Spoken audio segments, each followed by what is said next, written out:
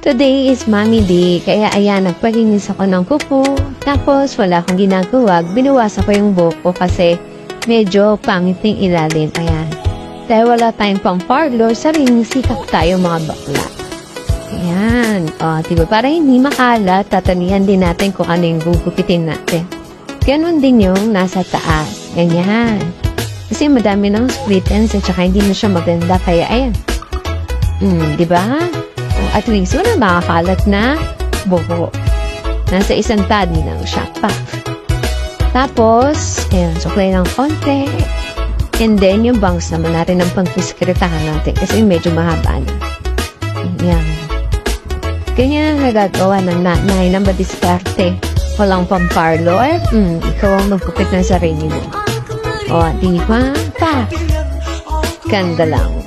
Ang ending, o diba, maganda naman. Ayan, bago bumili ng gamot ni Kuya,